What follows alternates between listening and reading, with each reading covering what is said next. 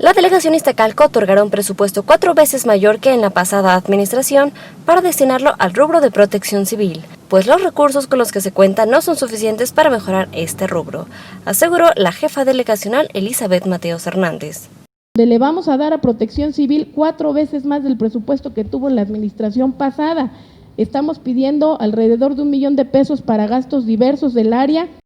En comparecencia ante la Comisión de Administración Pública Local, la delegada mencionó que su principal proyecto consiste en la instalación de alarmas sísmicas y vecinales en todos los edificios públicos de la demarcación para actuar a tiempo en caso de desastres naturales.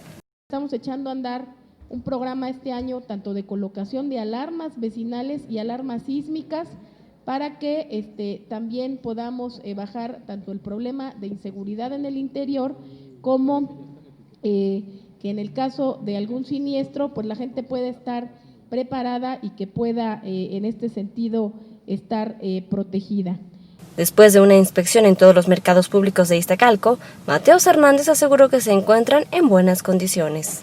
Los 16 están en condiciones óptimas de operación. Señaló que a pesar del mantenimiento que ya se brindó a las 146 escuelas que concentra la demarcación, aún falta mejorar las condiciones de estas.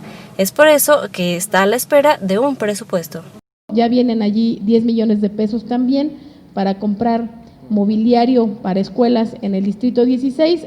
Señaló que a pesar del mantenimiento que ya se brindó a las 146 escuelas que concentran la demarcación, aún falta mejorar las condiciones y equiparlas con nuevo mobiliario.